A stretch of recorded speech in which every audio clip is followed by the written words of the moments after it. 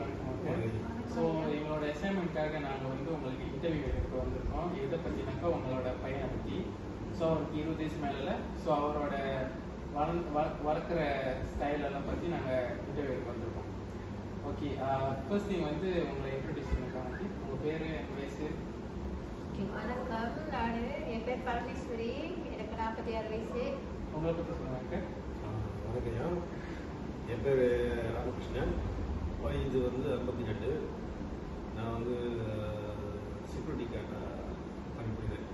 உங்கள் குடும்பத்தில் எத்தனை பிள்ளைங்க இருக்காங்க? எங்கள் குடும்பத்தில் 4 பேர், நான், எங்கள் ஹஸ்பண்டு, 2 பிள்ளைங்க. 2 பிள்ளைங்க. ஆண் பிள்ளையா? ஒரு ஆண் பிள்ளை, ஒரு பெண் பிள்ளை. மூத்தவங்க? மூத்தவருக்கு வயசு 22 வயது, ரெண்டாவது ஒரு பெண் குழந்தை, அவங்களுக்கு ஒரு 19 வயசு ஆகுது. ஓகே ஆண்டி, உங்களோட மூத்த மகனை பற்றி கொஞ்சம் சொல்ல முடியுமா? அவரை பற்றி கொஞ்சம் டிஸ்கிரைப் பண்ணுங்க. அவரை பற்றினா, அவர் பேர் நவீன்குமார், அவருக்கு 22 வயசு ஆகுது இந்த வருஷத்தோட. அவர் எஸ்பிஎம் வரைக்கும் படிச்சிருக்காருயா. சென்னையில் ஒரு தொழிற்சாலையில் வேலை பண்ணி செஞ்சுட்டு இருக்காரு. ஓகே ஆண்டி, இப்போ வந்து நம்ம என்னத்தை பேச போகிறோம்னா உங்ககிட்ட தான் பேச போகிறோம். என்னன்னாக்கா அவரை பிறக்க வைக்கிறத பற்றி கொஞ்சம் சொல்லுங்கள். அவர் பிறந்தப்ப அவர் பிறக்க வைக்கிறப்ப என்னென்ன சூழ்நிலையில் நீங்கள் இருந்தீங்கன்னு சொல்லுவாங்க. அவர் 2003 பிறந்தாரு. ஆனால் அவர் வந்து நார்மல் டெலிவரி தான். ஆனால் அவர் பிறந்து நான் ரொம்ப கஷ்டப்பட்டேங்க. பிறந்து மஞ்சள் காமானம், உடம்புல வெள்ளை ரத்தம் பத்தலைன்னு 1 மாதம் ஹாஸ்பிட்டலில் நான் இருந்தேன். 1 மாதம். ஏன்னா நான் போயிட்டு எனக்கு தாய்ப்பால் கொடுக்கணும்னால நானும் அங்கேயே ஸ்டே பண்ணணும். அப்போ எங்கள் ஹஸ்பண்ட் வந்து ஜேபியில் இருந்தார், நான் வந்து அம்மா வீட்டில் பேராக்கில் இருந்தேன். எங்கள் அண்ணன் தான் வந்து பார்த்துட்டு போவார். என் வீட்டுக்கும் அந்த ஜேபி ஹாஸ்பிட்டலுக்கும் ரொம்ப தொலைவு, கிட்டத்தட்ட ஒரு 20 கிலோமீட்டர் இருக்கும். என் அண்ணன் வந்து எனக்கு சாப்பாடெல்லாம் கொடுத்துட்டு போயிட்டு அவரையும் பார்த்துக்கிட்டு நான் 1 மாதம் ஹாஸ்பிட்டலே இருந்தேன். அவர் தேதி வர வரைக்கும் ரொம்ப கஷ்டப்பட்டேன். சம்டைம் டாக்டருங்க வந்து ரத்தம் எடுப்பாங்க. அவர் ரத்தம் அப்படித்தான் அழுவாரு. உடம்புல ரத்தம் இருக்காது, அங்கங்க குத்தி ரத்தம் எடுப்பாங்க. அப்படி ஆனால் ஒரு நேரம் சொன்னாங்க டாக்டர், அவர் பொழைக்கிறது ரொம்ப கஷ்டம்னு சொன்னாங்க. மேபி டேட்டு கூட இது பண்ணலாம் அப்படின்னு. ஆனால் அவர் செத்து தான் பொழைச்சார். ஓகே, இப்போ உங்கள் சைட்ல இருந்து அந்த அண்ணனை பிறக்க வைக்கிறப்ப நீங்கள் என்னென்னலாம் அனுபவிச்சீங்க? என்ன அனுபவிச்சதோ அதை வந்து நான் சிங்கப்பூர் வேலை செஞ்சுருந்தேன். ஸோ சுச்சுவேஷன் காரணமாக எனக்கு லீவு இல்லை. ஸோ அப்போ அவங்க பிறந்த வச்ச பிறகு லீவு கட்டிட்டு அன்றைக்கி நான் கிளம்பிட்டேன். அன்றைக்கி கிளம்பி அவங்க பார்க்க போயிட்டேன். அம்மா அவங்க வீட்டுக்கு பேராக போயிட்டேன். இப்போ தான் பிறந்த வச்சாங்க. ஸோ அங்கே போயிட்டு தான் அவங்கள பார்த்து அவர் வளர சின்ன வயசுல இருந்து நீங்கள் எப்படிலாம் அவரை என்கரேஜ் பண்ணீங்க? அவர் சின்ன பிள்ளை ரொம்ப சுத்தியாக இருப்பாரு. எங்கேயும் கூட்டிகிட்டு போக முடியாது என்னால். ஒருத்தர் வீட்டுக்கு போனால் கூட போய் வாங்கிட்டு ஒரு பொருளை கை வைப்பார். அந்த மாரி அது பயந்துக்கிட்டே ரொம்ப யார் வீட்டுக்கும் ஒன்றும் போக மாட்டான் அவர் கூட்டிக்கிட்டு. அப்போ என்னோட 2வது பொண்ணு இருப்பாங்க, அவங்க கை குழந்தையா இருப்பாங்க. யார் வீட்டாண்டே நான் போகவும் மாட்டேன். அப்போ அவர் தடிக்காக்கு போவார். தடிக்காக்கு போகிற ஆரம்பிச்சதையோட போய் பிள்ளைங்க கூடலாம் சேர்ந்து அங்கேருந்து கொப்பளைன்னு வரும். பிள்ளைங்களை போட்டு அடிக்கிறாரு போடுறாருன்னு வீட்டுக்கு வருவார். சம்டைம் ஏசி வந்துட்டு வந்தான், சம்டைம் நோத்தனை வச்சு மிரட்டு வந்தான். அப்படி செய்யாது. அப்படியே ஒரு நாள் அடிச்சும் போடுவேன். அப்புறம் அவர் வளர ஒன்னாப்பெல்லாம் போகக்குள்ள அவர் அந்த குரோ பண்ண அவர் அப்படியே அமைதியாகிட்டாரு. அப்புறம் அவருக்கு அந்த இதெல்லாம் தெரிய ஆரம்பிச்சிருச்சு. ஒரு இடத்துக்கு போனால் எப்படி இருக்கணும், கொள்ளணும்னு அவருக்கு தெரிய ஆரம்பிச்சிருச்சு. சரி, உங்களோட கருத்தை பற்றி சொல்லுங்க. அவர் நாங்கள் மனைவி சொன்ன மாதிரி அப்படி தான். எங்கள் ஆரம்பி போனாலும் ரொம்ப எக்ரெசிவாக இருப்பார். ரொம்ப எக்ரெசிவ். நானும் சொல்கிறேன், அவர் ஓவர் எக்ரெசிவ்ட்டு அது ஒன்றும் இல்லை அப்படின்ட்டு. அப்போ முடிஞ்சவங்க அவர் நான் ரொம்ப அவாய்ட் பண்ணுவேன். இந்த மாதிரி இடத்துக்குலாம் அவர் ரொம்ப பார்த்துக்குவேன். அவரை தட்டி விட்ருவார் கூட இருந்து பார்த்துக்கிறது. இந்த மாதிரி கண்டிப்பாக நம்ம ஏற்றுவேன். சமத்தில் அவர் கூட்டிகிட்டு வேறு இடத்துக்கு போயிடுவேன். இந்த மாதிரி ஜாமான்லாம் இருக்குது தள்ளி விட்ருவார் அப்படின்ட்டு கூட்டிகிட்டு வேறு இடத்துக்கு போயிடுறது.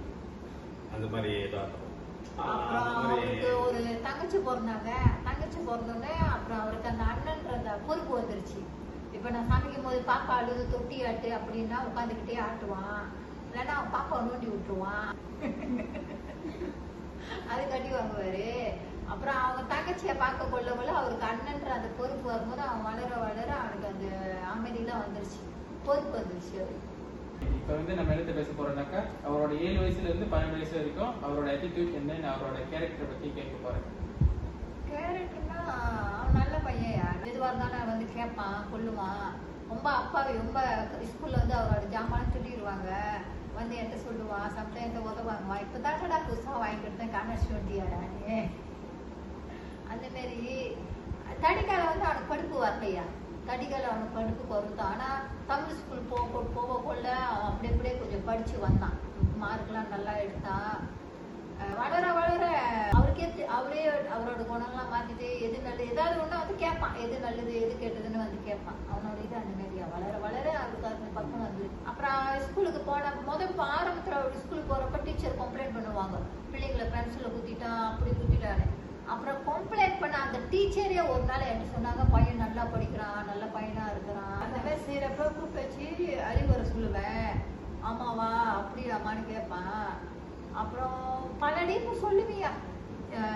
சம்டைம் வந்து இப்போ இந்த புக்குங்களை பார்த்தா பாரு, இந்த பையன் இப்படி செஞ்சுருக்காரு, அவங்க அம்மாக்கெல்லாம் பெருமை தானே, அதெல்லாம் அவன்கிட்ட புக்கில் காட்டுவேன். ஆனால் பிள்ளைங்களை பற்றி கம்ப்ளைண்ட் பண்ணி பேச மாட்டேன். ஏன்னா இவங்க பிள்ளைங்க அப்படி இருக்கு, அதுக்குள்ள அப்படி அந்த மனசில் தாழ்வு இது ஏற்பட்டுரும். நல்லது எது கெட்டது நான் தெரிஞ்சது சொல்லி கொடுப்பேன். என்னன்னாக்கா இன்னைக்கு அவரோட டீனேஜ் பற்றி பேசப்போம். என்னன்னாக்கா அவரோட 13 வயசுலேருந்து 19 வயசு வரைக்கும். ஸோ அந்த டைம் அவர் என்னென்னலாம் எப்படிலாம் இருந்தார்?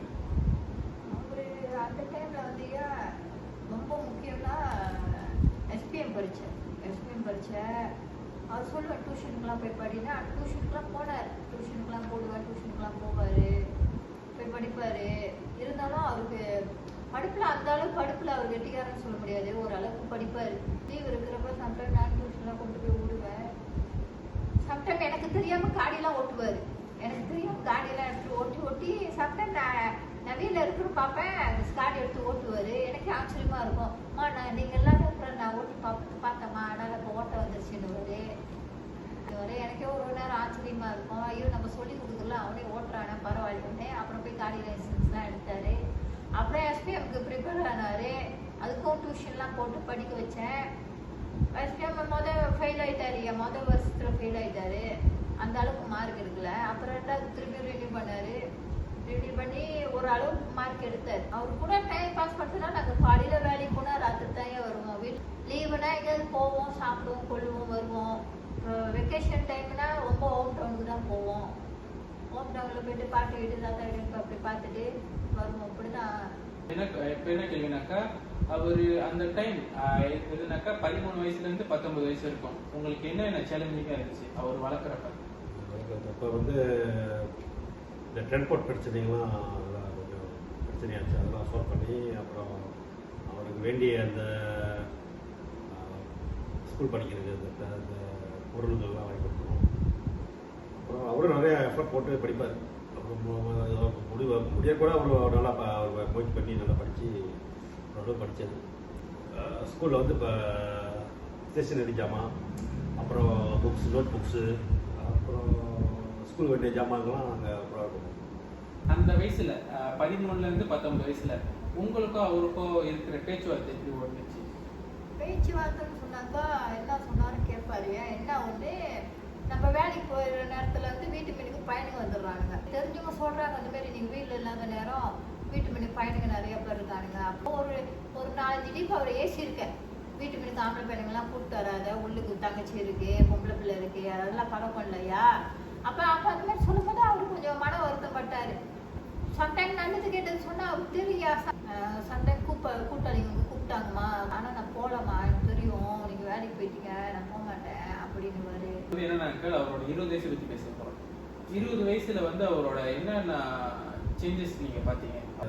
பொறுப்பு இருந்துச்சு, பொறுப்பு தனக்குன்னு ஏதாவது வாங்கிக்கணும் அப்படின்ட்டு ஒரு இம்ப்ரூவ்மெண்ட் இருந்துச்சு. ஸோ நாங்களும் என்கரேஜ் பண்ணி அப்புறம் தான் நாங்கள் உங்களுக்கு எது வாங்கணுமோ நீ வாங்கிக்க அப்படின்னு சொன்னோம். அவர் ஆடி வந்தார், நம்ம கிட்ட எட்ரஸ் கேட்பார், நாங்கள் சொல்லுவோம்.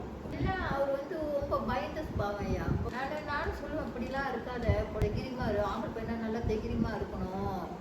நீ வீட்டில் நீ தான் ஒரு ஆம்பளை பையன், நீ தான் குடும்பத்தை நல்லா முன்னுக்கு கொண்டு வரணும், நீ ஒரு இதாக இருந்தால் தான் குடும்பம் நல்லா இருக்கும். நானும் அவர்கிட்ட சொல்லுவேன். ஆக்சுவலி அவர் மோட்டர்லாம் அவர்கிட்ட ரொம்ப பயப்படுவார். இந்த இப்போ டிராஃபிக் லைனில் இந்த சந்தில் ஓட்டத்தெல்லாம் ரொம்ப பயப்படுவார். ஆனால் இன்றைக்கி நல்லா சரளமாக மோட்டர் ஓட்டுற சிங்கப்பூர் வரைக்கும் போய் வேலை செஞ்சுட்டு அந்த ஜாம்லேயும் அந்த சின்ன சின்ன இதுலேயும் பூந்து பூந்து என்னை ஏற்றிட்டு ஓட்டிட்டு வருவார். அவருக்கு அந்த பொறுப்பு வந்துருச்சு, நம்மளும் பணம் சம்பாதிக்கணும், வாழ்க்கையில் நல்லா வரணும். ஏன்னா அவரோட கூட்டாளிகள்லாம் பார்க்குறாரு, கூட வேலை செய்கிறவங்களாம் பார்க்குறாருல. இப்போ வளர வளர அவருக்குன்னு இந்த பொறுப்புலாம் வந்துருச்சியா. சம்டைம் வந்து சொல்லுவேன், வீட்டில் இந்த செய்யணும் இதை செய்யணும் இந்த இதெல்லாம் இருக்குனாக்கா அவர் கையில் காசு சம்டைம் காசு கொடுத்து உதவிலாம் செய்வார். வச்சுக்கோங்கம்மா பாய்ச்சிக்கோங்கம்மான்னு போட்டு கொடுப்பாரு. நான் உனக்கு இருக்காயான்னு கேட்பேன், இருக்குமா நீ பாய்ச்சிக்குமானுவார். அப்புறம் தான் அவர் கொடுத்தாருன்னா சரி வாங்கி வீட்டு செலுத்து பாய்ச்சிக்குவோம். ஓகே, இப்போ என்னன்னா ஆண்டி, அவருக்கு முன்ன இருந்த சுதந்திரமும் இப்போ இருக்கிற சுதந்திரமும் நீங்கள் கொடுக்குற சுதந்திரம் வேறையா இருக்கா இல்லை அது அப்படியே தான் இருக்கா?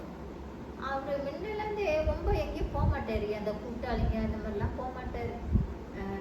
வேலை உண்டு வீடு உண்டு. ஸ்கூலுக்கு போனாலும் அப்படித்தான், ஸ்கூலுக்கு போனால் கூட ஸ்கூலு வீடு இப்படி தான் இருப்பான். போனால் ஒரு கூட்டாளி இருக்காரு, அவர் வீட்டுக்கு போயிட்டு வந்துடுவார், அவ்வளோதான். வேறு எங்கேயும் போக மாட்டாங்க.